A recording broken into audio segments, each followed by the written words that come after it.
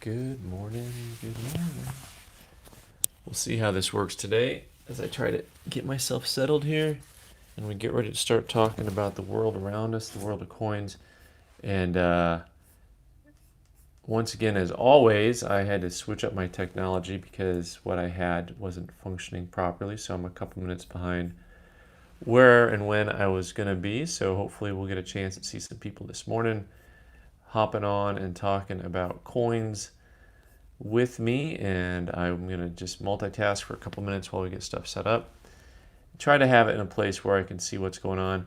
I was going to run this from my laptop. Good morning. Good morning. I was going to run this from my laptop because there's something specific that you can do from a laptop instead of from a phone. And so that didn't happen because when I went to go live, it was like, yeah, your whatever Chrome won't handle what you're doing, and so there's that. So instead, I'm going to see if I can rely on multitasking here and going with two different routes. We're going to go with the good morning, everybody. Coffee, donuts, milk, tea, whatever it is that you're drinking. I feel like I should have some intro music though, because I know that when I got so used to doing the live stream um, during the radio show, I had my little intro music pop on, and maybe we'll try that.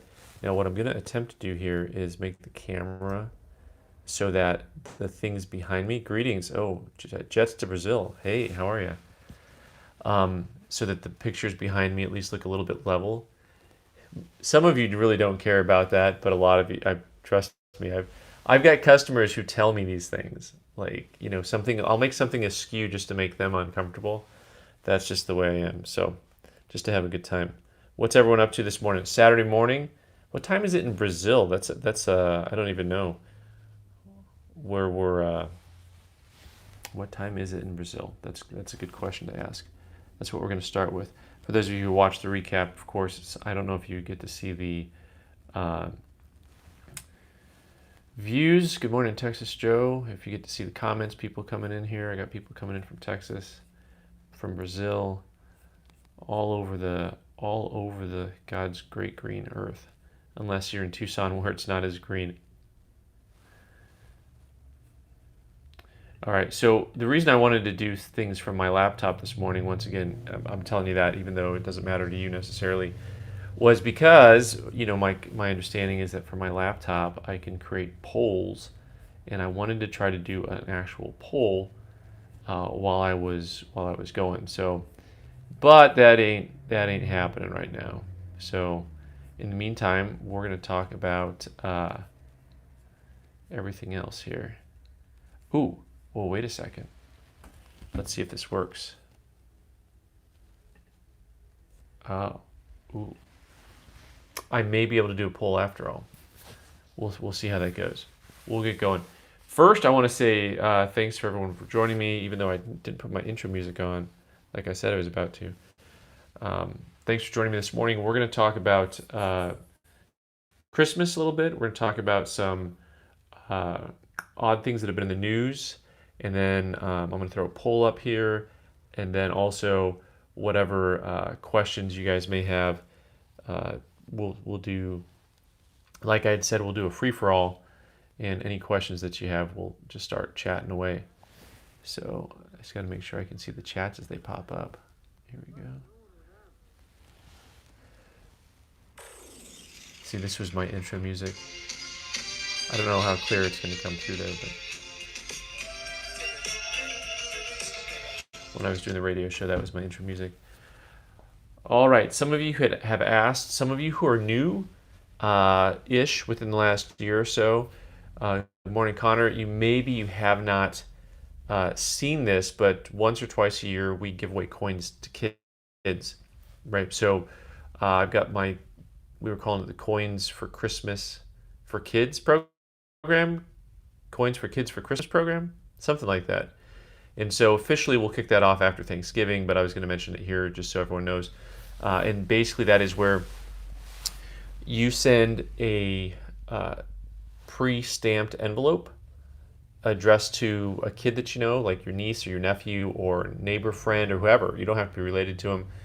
And then what we will do is usually we'll take a small coin or two, or maybe a small piece of foreign paper money, or all of the above.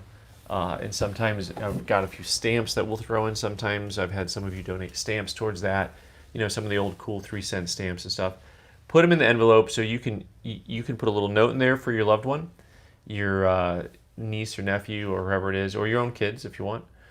You can put a little note in there, and so then I will put the coins and stuff inside of the envelope, and I will send it out, and then sometime in December, between Thanksgiving and Christmas, your loved one will receive in the mail this little love package from you and the Coin Geek, and it's kind of fun because it exposes kids to coins and coin collecting, and also I think it is so rare for kids to get mail nowadays, right? Unless they've got their own Amazon account, then something comes every day. But it's really rare for the kids to get mail on a regular basis. So this is a fun program, and I hope that you guys are looking forward to participating in it. And last year it was a big success. We did it around Easter time and at Christmas time, so kind of fun. So I am going to ask you guys what is on your mind this morning, and we're going to get into this first story, which I thought was kind of a joke at first. I had a couple of you guys send this to me, and but it was actually in the numismatic news.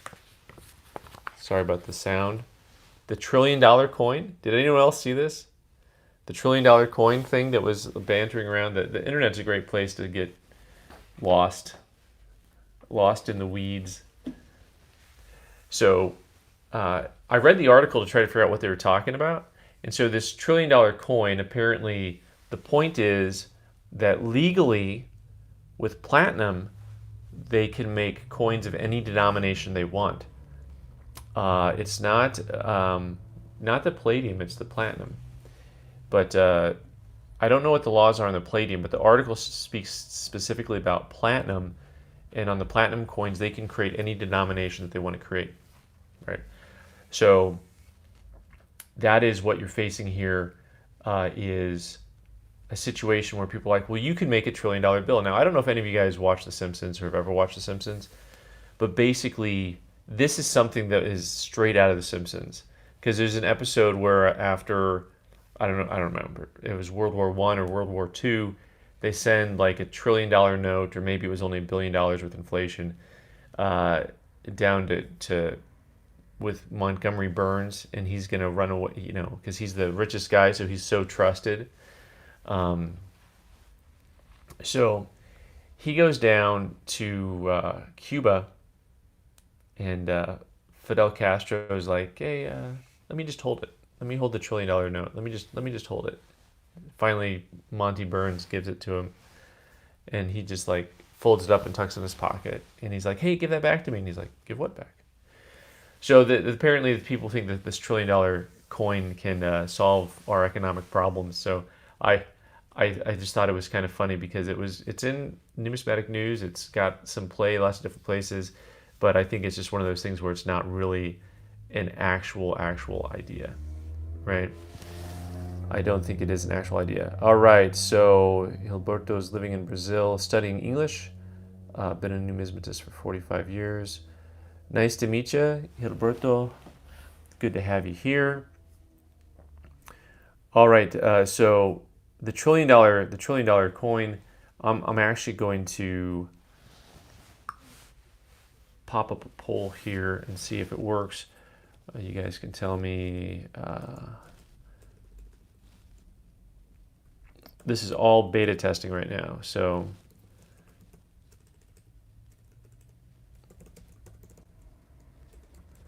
this is going to be a dumb question.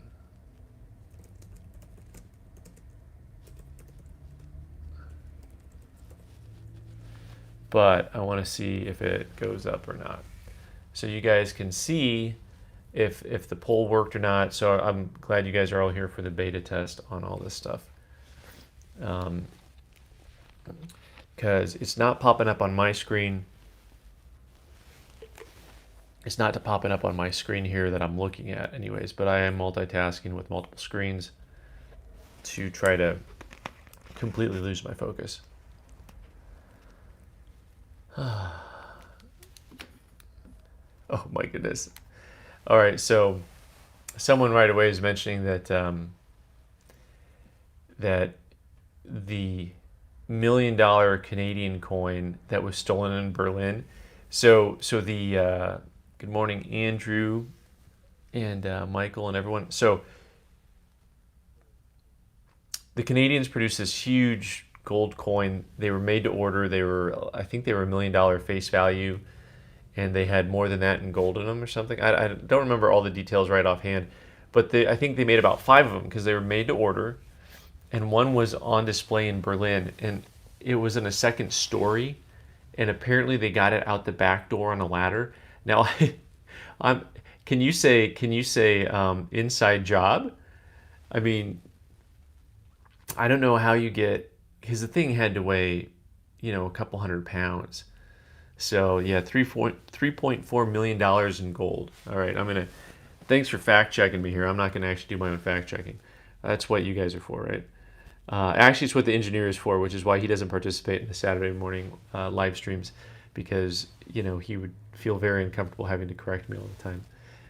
Whereas on the videos, he has a chance to edit them a little bit.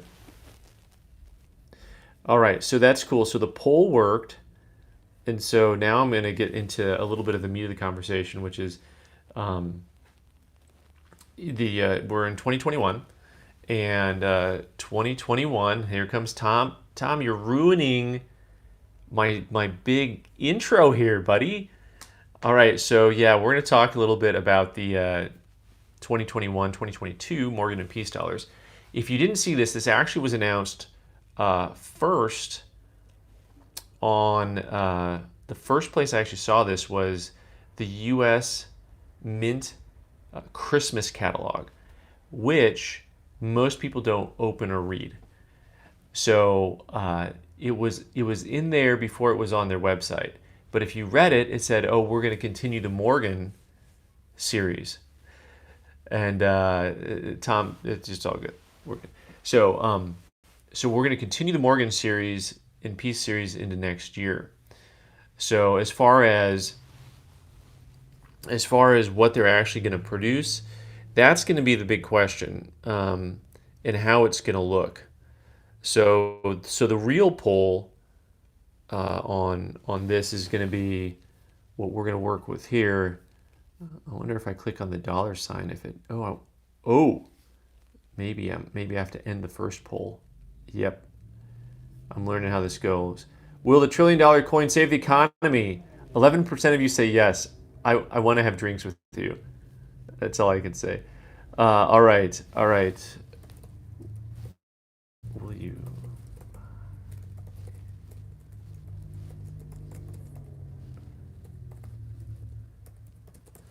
Also, for those of you who are just jumping on, so this will be what I want to know on this poll. I'm going to put it out there, and then I'm going to kind of remind people about the poll, and then people can go ahead and vote. I want to see if the poll sticks up there, so when someone new comes in. So if you're new and coming in, I want to know if you can see that poll right away, and if you can vote in it. So will you buy one of the 2022 Morgan or Peace dollars? That's just kind of an open-ended question. So it was in the U.S. Mint catalog, and then for this upcoming year, the U.S. Mint website had a blurb on it, and which was like, this is supposed to be a big announcement, and then now it's gone again. And so I haven't been able to find it on their website again. So the actual coins themselves, I think what they're doing for next year are going to be the proof version. So they've been doing this with the Palladium coin, and the Palladium coin came out in 2017, one style, uncirculated, and then they did a proof the following year, and then they did a reverse proof, and then they did an uncirculated again, and now they're doing a proof again. I think I got the timeline right on that. But basically they're rotating through finishes. So it was just one design, keep the design the same, rotate through the finish. So I think that's what they're going to do with the Morgan and Peace Stylers. Now, I think also from what I had read originally in the little blurb, they're not going to be doing the privy marks. They're just going to be doing, I think San Francisco is striking the coins. I'm trying to remember who they said was striking the coins. But it's going to be just be coming from one mint. So, okay, Don only wants them if they're made in Philly, right? Yeah, so these ones should be, from what I understand, going to be a proof finish, no privy marks. The privy marks were a huge disappointment. I'm hopeful. I'm hopeful that the Morgans look a little bit better in proof, but I don't think they're going to do anything to change the overall appearance of the coin, which was just very, very flat and not attractive at all. Right? So we will see. We will see what happens. Yeah, made in San Francisco. That's what's going to happen there. So I'm not surprised to see a lot of you guys are saying you would not buy the 2022 coins because, man, there was just so many problems. The quality control, the privy marks. The privy marks is something I didn't really focus on. When we talked about how bad quality control was, I threw a couple pictures up on Instagram. Some of them were from you guys. I think Don was... I think the one where it looked like there was a black tool mark all the way across the cheek, that's just, I don't even know how that happens. It looks like an electric spark hit the coin and or just dragged it across. I've never seen that on a modern US coin before. Never. And so these coins were coming out with all these scrapes and hits on them. And I thought, well, it's great. I mean, this is more like a real coin. They should just mint them all. Throw them in big mint bags, shake them around a little bit, put them on like a covered wagon, ship them Pony Express across the country, which is how long it takes anyways, and then get them certified, and then we'll see how many MS70s we get, right? Maybe that's what the coin community actually needs, something a little bit more realistic and authentic. So we'll see if they have come very far. But what I was getting at is I didn't comment a whole lot on the privy marks, which were really not good. They were really hard to see, and they were not easy to see, and they weren't marked CC. The CCs were hard to see also. So there's that. Let's see. The 1 ton 999 gold coin is on display at the Perth Mint. Oh. Let's go to the Perth Mint, everybody. That sounds like a good time. Let's see what else we got going on out there. Yep, some of you, Tom says he's going to buy them even after the bad experience. And by the way, that's a fair statement too, because if you're going to buy, one bad experience shouldn't completely get you, off the wagon here, so to speak. Just because you have one bad experience, the U.S. Mint's like a little too easy to pick on, right? All right. Quality control was awful. The Peace Styler looks so much better. Yes, yes, and yes. A couple of you commenting on the Peace Styler. I was really impressed with how nice the Peace Styler came across. If you hadn't, I did just a little video comparing them. And when you put the Morgan next to the Peace Styler, it's just really astounding how different they look visually. Just one of them it's kind of like when you look at a piece of art and you're like, I can't really tell you why I don't like that and why I like this one, but this one's really nice and that one's just not. It just isn't. Charles is going to start building a $1 million coin collection. That's great. Coins that are $1 million face value, I assume is what he means. So, or you could just start buying $1 million coins, Charles. That's a great idea too. I'm with you. If you need a representative to help you purchase those, Charles, I'm here for you. Okay, I will go and do, I'll work for 3%, and we'll go buy some coins together, shall we? Which, by the way, I'll get back to the Morgan and Peace in a second, but I'm going to do this little sidebar. That's how a lot of guys, there are a lot of guys in this industry who make a living just buying expensive coins for somebody else. So they have become some type of a buyer advisor, and they work on a small percentage, usually less than 5%, and they basically get the checkbook and they get to build the coin collection, right? So they go and they will bid in auction for a private individual, and they will be their representative.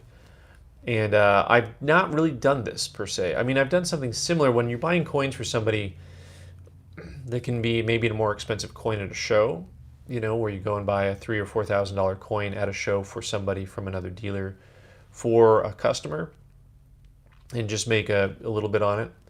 So it's similar, only with an extra 0 or 2 at the end.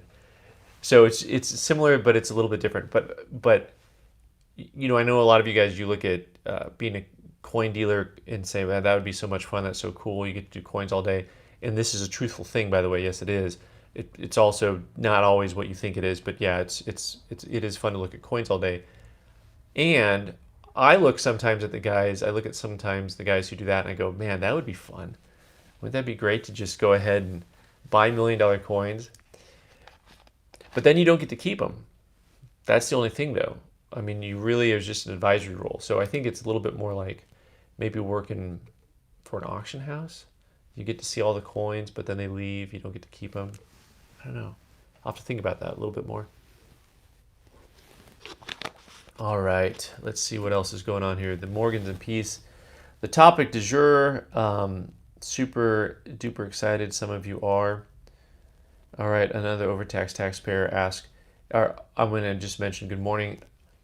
Did you see the poll? I'm asking people that I know have popped in later if they've seen the poll pop up here.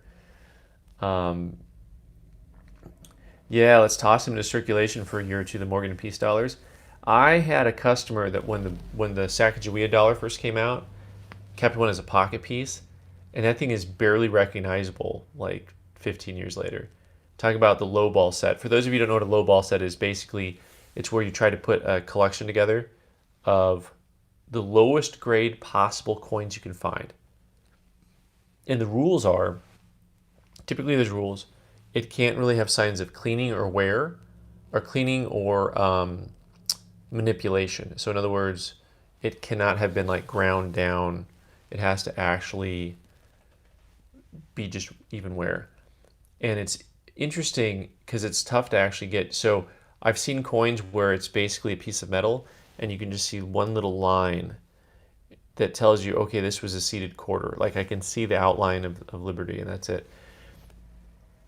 And then once you get into the newer coins, try to find a low-grade Ike dollar.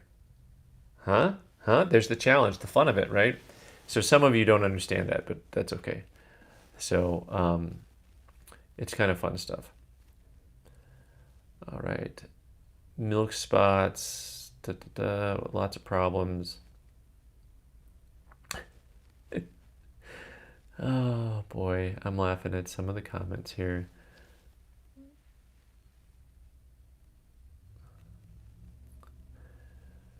All right. Someone is mentioning that they think that they'd think about buying the reverse proof. So I think I'm guessing the reverse proof will look really nice on these, on the Morgans. I think about any way that they can take it to enhance the coin, because really they just are so monotonal. They're just so flat. And I think hopefully a proof and a reverse proof and an enhanced reverse proof. If you see some of the modern coins that are coming out from other countries that are making, they'll make the Star Wars coins or the Marvel coins. But one of the things that I'm impressed with those is there's actually 3 or 4 different tones to the coin. And they're not using that material to blacken it. They're actually, whatever they're doing to the dyes is really creating different tones. And I find this really interesting. I'd actually be curious to know how they do that. That's what I'd like to find out. Maybe I need to go talk to the Perth Mint. I don't know who's actually. It's probably the Scottsdale Mint that's producing a lot of those for the island country of Niue. All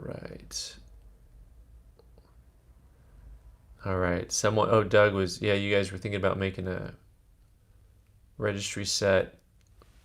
They do have registry sets for the low balls, I believe, also. All right. Charles, to your point, you can email me. Actually, you can direct message me on. Are you on Instagram? I don't do Facebook. I don't do Facebook. Uh, I have my own weird moral and ethical reasons for it, which is they're probably not really very valid because I'm on YouTube, but I don't do Facebook for a couple of different reasons. But I'm not going to divulge all that right here. But on Charles, if you do have interest, direct message me. If you go on to Instagram, well, first of all, you can email the store staff@oldpueblocoin.com.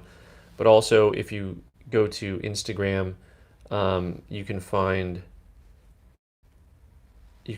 me at the Coin Geek on Instagram, and then you can direct message. And I do.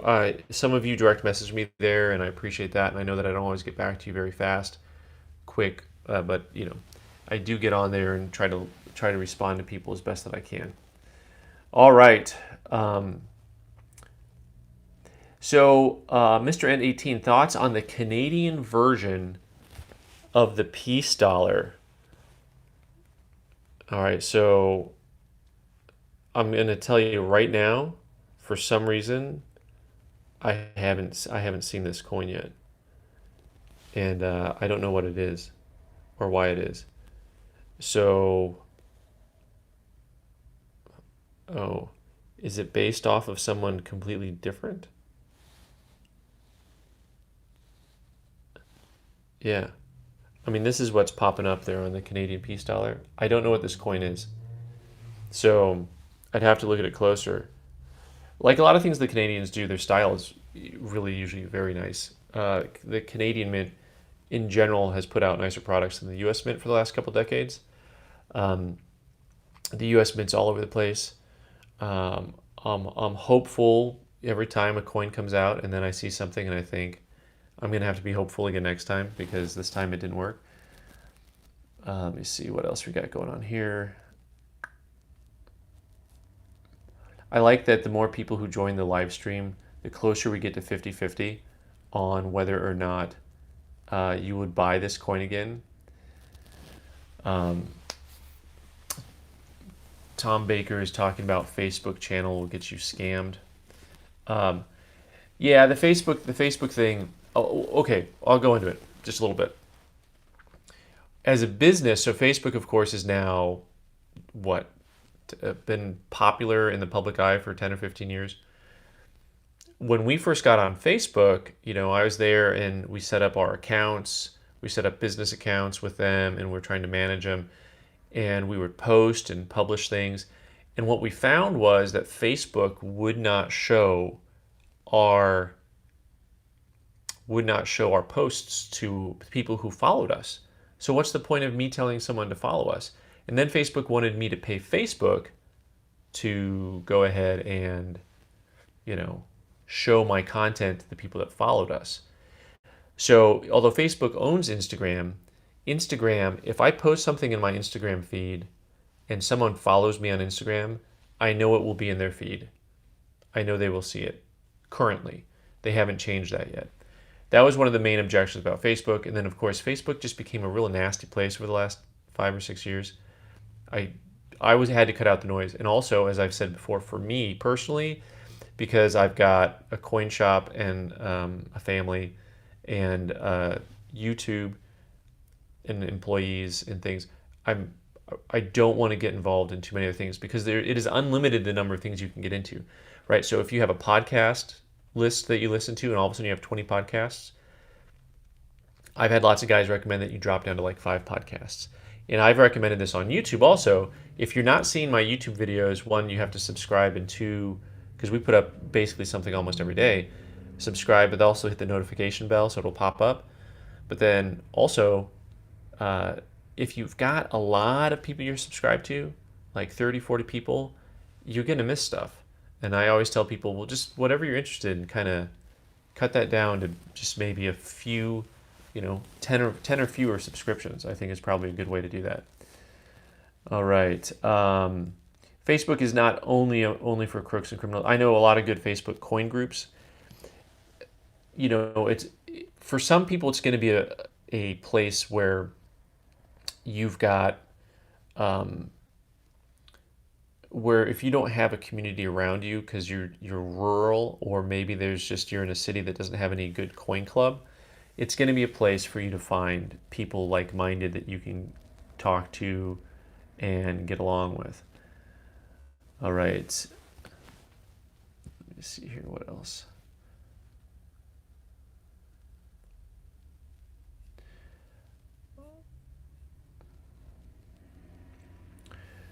All right.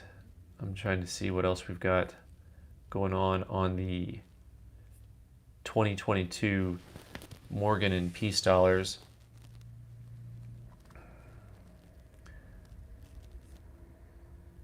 All right.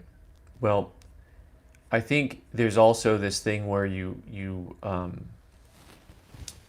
where they say, don't beat a dead horse here. So as far as the 2022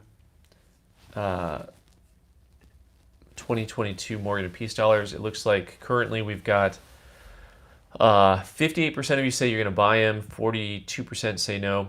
There's one more thing I want to talk to you about a little bit on the good morning, everybody. About the 2022 Peace dollars and the 2021. We're going to talk about the 2021 Morgan and Peace dollars, and that is I'm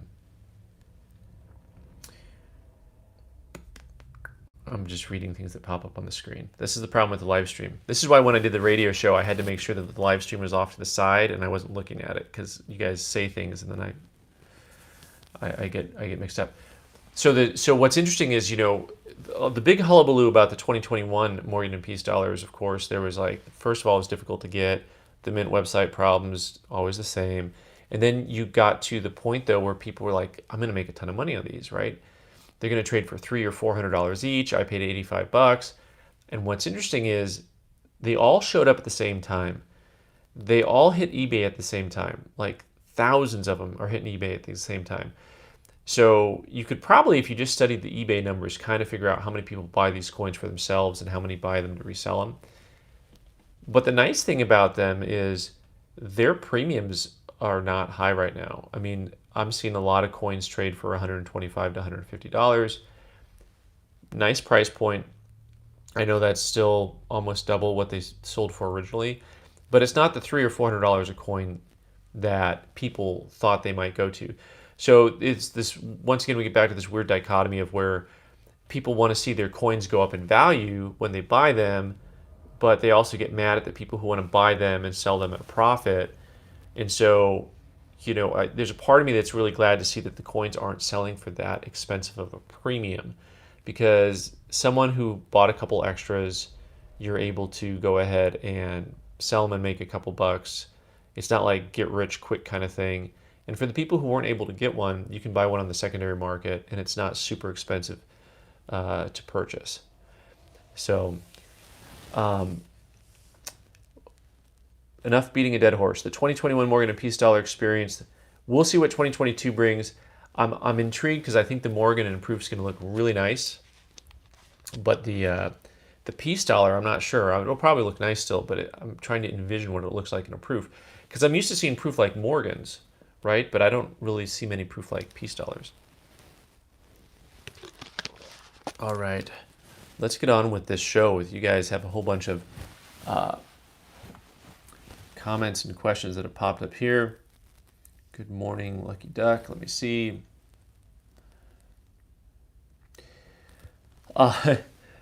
Doug was saying that he canceled Facebook because ads kept popping up at things he spoke about.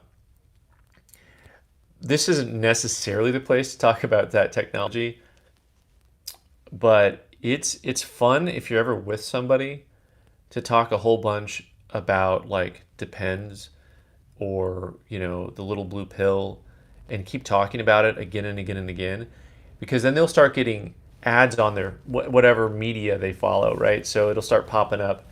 The whole media stuff is crazy stuff. All right, thanks for joining me, CGM. Glad you could make it. I don't understand why you would buy the 2021 Morgan piece or the 2022. Raphael, look, I thought the piece dollar looked really nice. Um, we will see uh, what they look like in proof. I said I was done talking about these guys, but there's one more little catch here that's going to anger people. That's why I talk about things to anger people. So also, technically speaking, some of you disagree with this. They're not commemoratives; they're actual coins. So this is a little bit weird, but it had to do with the way the law was passed. So someone smarter than me is going to have to unpack that, which is probably all of you guys. But when I first saw that, I thought, okay, because of the way it was reissued, it's actually, even though they're all actually legal tender, they're not always considered a commemorative coin. This is one of those weird things that kind of goes back and forth. I just blew my own mind there. That's because I'm not smart enough to understand. Um, some Facebook groups are coin groups are safe, but always use your caveats. That's right. Caveat emptor, let the buyer beware. All right, Daniel. Someone's mentioning Daniel. He's a good guy. Um, you get ads for aquatic herbicides. That's right. We'll keep talking about those too. Let me see. What else are we talking about here? What do you think about the Mint's schedule for 2022, specifically both commems being released the same day? Also, do you know anything about the Negro League privy mark on the silver dollar? Okay, so I had looked at a couple of those things. The Mint releasing products at the same time, I think, is generally a bad idea. I just think so. What they were doing with the Morgan and Peace dollars here, they're going two by two, right? They're issuing them two coins at a time. And it was difficult for anyone to actually get all of the coins because of that. Instead of issuing maybe one on a Monday and one on a Tuesday, they issued them at the same time. Uh, so as far as the Negro League baseball coins that are coming out, that was I made a video about this last year, but I never published it because I had messed with it. They had this coming out and then they had the Purple Heart coming out. They have some different design concepts that they came up with, and so we will see what they end up looking like. I will say that I hadn't remember reading about the privy mark though, but the first thing that came to mind when I saw this coin was the 1992 Nolan Ryan USA baseball coin. And for those of you who don't know, in 1992 they came out with a commemorative coin for the Olympics, and it was okay. I had it here, now I've lost it completely. They came out with a 1992 the baseball coin, and the image they stole right off of a Nolan Ryan baseball card. It is exactly the same as his baseball card. Only they just used it. There's no like we got to check with Fleer or whoever made the card. There was no we got to check with Nolan Ryan. It was pretty funny. And I'm going to see if I can find a real quick image of it for you to show to you. Here is. All right. Well, I got to see if I can find. The coin looked whoop, like that, but I got to see if I can find him with the one with the card. Oh yeah, this one. This one's funny. Here we go. Right there it is. You see? And I just thought that was one of the funniest things in kind of modern Mint history. So the first thing I thought of when I saw the Negro League, I was like, okay, on the design guys, are you going to do the same thing? And are you going to use an image without getting permission? But sports is an easy one to sell, right? A lot of coin collectors are male. A lot of guys like sports. They like the history. There's a lot of rich baseball history with the Negro League. I had covered, this isn't the Negro League, but I had covered a little bit when we talked about Bisbee in one of our radio live streams a couple weeks back, and how in Warren, which is basically a part of Bisbee or just south of Bisbee, has the oldest baseball field, and how the guys who all got kicked out of the league for cheating and for betting on them against themselves or on themselves got kicked out forever. The history of sports is actually pretty cool. Sometimes you can really dig in. It's kind of like history of anything else, right? It's it's a different topic. I mean, some people only consider history to be like, politics or whatever, but really all that stuff is amalgamated together. So when you look at the history of, academia, or you look at the history of science, or you look at the history of sports or of automobiles or whatever specific industry you want to get into, aquatic, herbicides, pesticides, whatever the industry is, the history there can actually be really cool because it's made up of humans, right? It's made up of all of us. Let's see. That got me all sidetracked. All right, let's see what else we got going on here.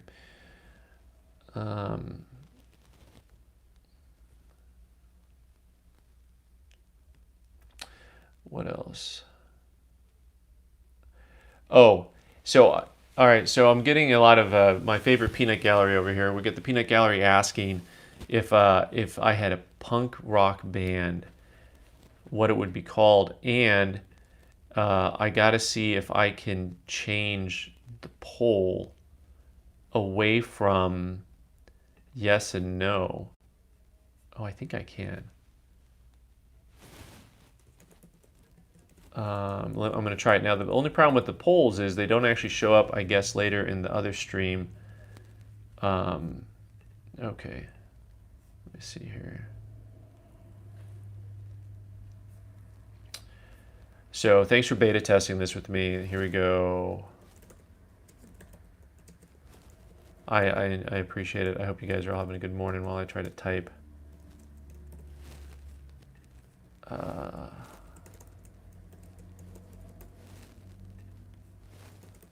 It has to have the word the, right? Something like that.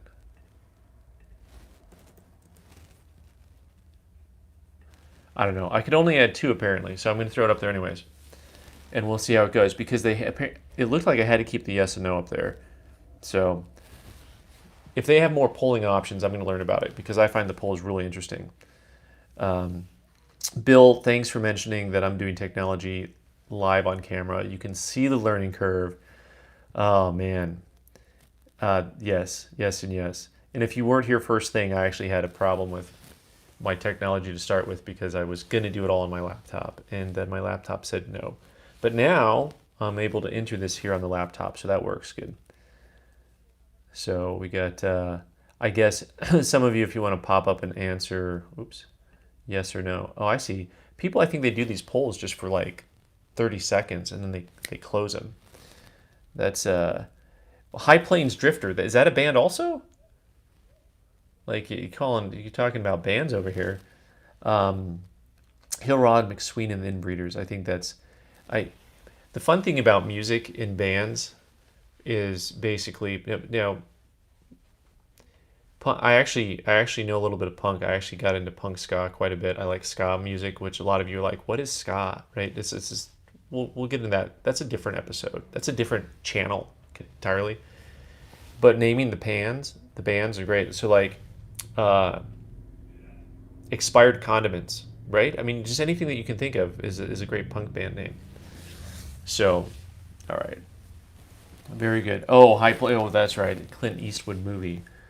Sorry. Now, see, all you movie history buffs are going to be like really mad at me because I totally whiffed on that one. Some of us watch sports. Some of us don't. Some of us watch movies. Some of us don't. Some of us follow politics. Some of us don't. To each his own. All right. So let me see here. We're running. I like the fact that 12% of you think that the punk band name should be called Yes, and 4% think it should be called No. If you thought the question was, should I have a punk band, and the answer everyone should just say no. That's just say no. Just say no to crack, right? I don't know if you guys notice the things on the wall sometimes, but, yeah, that's one of my favorites. Do not crack. Just say no to crack.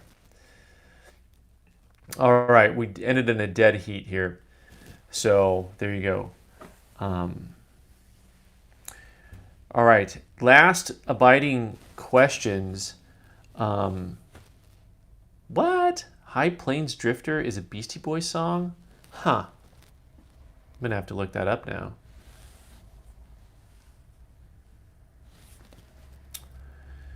All right. So the comment from, you mentioned a video you did on Negro League Commem. Okay. So that video, I will make a new video because what that video was, that was a year ago or close to a year ago when they were passing the law. So in other words, House Bill SB whatever passed, and so there wasn't any designs or anything. But I can do a video on that and also the Purple Heart. We're going to look at designs because one of the problems the U.S. Mint has, is in, how would you put this, getting the design right. Like they'll put concepts together that are really good. You know, for example, the baseball Hall of Fame coin that came out, brilliant. I mean, it worked out so nice. It's domed. It was its first domed coin, and it looks good. The domed exterior is the baseball, but then the interior is the glove. Brilliant, right? Execution, great. I'm a basketball guy. And so the basketball Hall of Fame coin comes out. I'm like, okay, let's see what they got for me. Dude, really? Really? The designs were not good. They were not executed well. And the same thing happened this year with, what was it, the police? The one with the police on it where the designs were just, I think the gold one was nice, but then like the $50 and dollar were both just, the designs weren't great. So we'll see. I'll do a video on the design elements and maybe we can figure out if there's one collectively that everyone likes better than the others. And I'll get some more information on that. And on that note, I need to make a note on that because I say things like, I'll make a video on this. And then, unless I actually write it down, it doesn't actually happen. So we got to make sure that we actually pull the trigger on those. And so I can use polls now to say, hey, should I make a video about this or that? So we can do stuff like that. That's fun. All right, what else is going on here this morning before? Apparently, I've got to get to work here in a little bit because that happens. CoinPig blames the designers for bad execution. The execution part, I don't know. It's kind of like anytime something goes through some type of bureaucracy or what would you say? I mean, someone decided New Coke was a good idea, right? And it just flopped. They were full-heartedly convinced this is the way. This is the way. But it was not. And so, I don't know if they overpoll or they underpoll. Maybe they just don't. Maybe you should just run it by like one or two people instead of like a room full of people. Isn't there someone who just has is good at picking winners, so to speak, and just ask them? What was that guy's name? Jimmy the Greek? Is he still around? Can he pick out coin designs for us? I think so. Charles asking if I can do a video on leaving coins to family. I've done videos on the topic. I'll do another video kind of clean. There's certain topics that actually I should probably do annually, even though I already have a video about it because I learn more. Laws change, environments change. The marketplace changes, so it's worth rehashing things. And also, not everyone sees the videos, right? So if I've got 10,000 subscribers and a video gets a couple thousand views, well, that means that there's a lot of people that didn't see that content.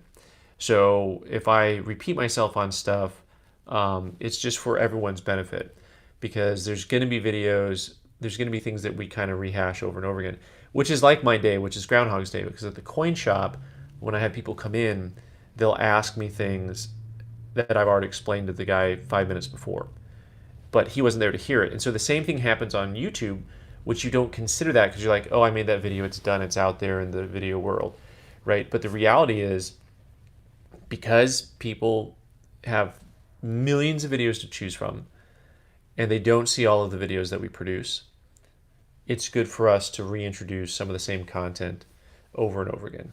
So leaving stuff for the family, always something good to consider. And Charles, do contact me about some stuff. I've worked with lots of people, of course, not only locally but nationally, on dealing with estates, whether it meant just advising them or actually helping them to liquidate, or put a plan together on how to liquidate, or put a plan together on division of assets. Those are all things that I can help with. So staff at oldpueblocoin.com. I'm going to pop that up there right now. And whoops, technology, staff. I have to spell my own things right. You can always, did I do it right? Yeah. If it was just like coin at coin.com, it'd be so much easier, right? I gotta work on that. So there's a few ways to contact me, of course, and always, you can call the shop. The shop is, you got to use the full digits here. But I'm not always in the shop, but we can talk sometime. In fact, I'm out of the shop quite a bit, running around, right? There's these things. I got all kinds of stuff because I do go and do shop stuff out of the shop. So, all right. Let's see what else. Finally bought my first collector's coin, Dyson. All right. Ooh, Silver Eagle from Ground Zero. Those are fun. That's kind of a neat thing. It's one of the few places where I really think the holder makes a difference. It is really a lot of history there. All right.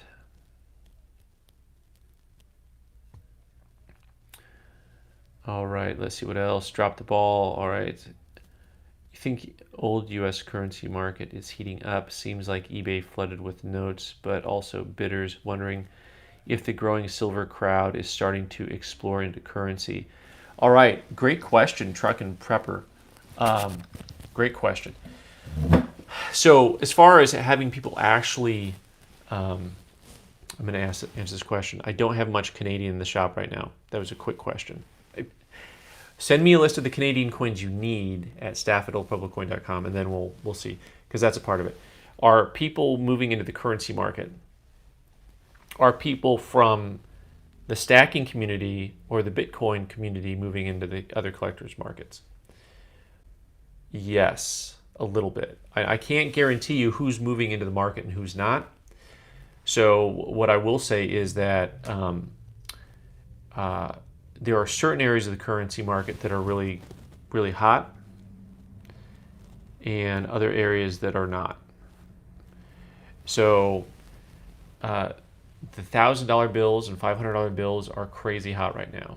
It's the type of thing where people are just bidding them up, what I consider to be over market.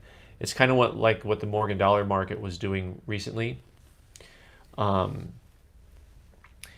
where you saw a lot of coins just go zooming up in price. And I have told everyone, all my videos are really here public record, that I think that market is temporary. And I can be wrong, but I think this $1,000 bill market is temporary too, but I could be wrong. $1,000 bills are legit scarce, and once that concept catches on, the concept of this is so rare I'll never get one, and people start going crazy for it, it becomes a problem, right? So this is the same concept where you go from really a solid, stable collecting market into the we're all going to run out of toilet paper Costco market. And so there's a difference when you start seeing something just zoom. I always think that's temporary. It's just temporary. So I would love to see the currency market continue to do well. I like things heating up, so to speak. I don't like the quick zooms. I like slow and steady. What's going to happen, in my opinion, is I think the coin market has a real opportunity to get a lot of new young collectors, and this is why. There's actually a why here. People who are into cryptocurrency are starting to buy things called NFTs, non-fungible tokens, I think what it stands for. Basically, it'll be a picture, right? It'll be a picture, and there will only be one. Like Gronk was selling images of himself, Rob Gronkowski. And people bid it up because they have the right to this image. And this is such a different concept than what you are used to, because we're used to physical assets. Like I can actually hold this and feel it in my hands. And I think eventually these guys that are buying images online, and so now they're doing what you do with print, where like a printed image where they'll say like, 1 of 500 made. Well, now they do that with these images. They're like 1 of 888 made. Get one now. They're $200. And it's weird to me because it's just a digital image. But if you think about these people who enjoy, who they like the concept of buying something that has rarity and scarcity. Now, to me, it's an image on a screen, so it's weird. But think about it. The mentality is the same as the collector, which is this is rare or scarce. There's only 500 made. Those people, as they start exploring new assets and physical assets, and trust me, if you are in a coin shop and the coin shop does gold or silver, you're going to run into people that are doing Bitcoin and cryptocurrency. These markets all kind of run alongside of each other a little bit, even though we think of coins as 100% different than crypto. There are overlapping similarities because it all has to do with the human genome, right? We all have the similar wants, desires, concepts. We're all human. And so you can look at it, I think, objectively and say, you know what? There is an opportunity here for coin collecting to really increase. Paper money, the argument has always been made for paper money that if you get 10% of the coin collectors into the paper market, you will see prices go up 50% on a lot of stuff. And every one of those different little niche coin paper markets is different, right? Colonial currency, you've got your military payment certificates, fractional currency, all of that stuff, all of it. All right, that's a great question, and I hope that you guys all get a chance to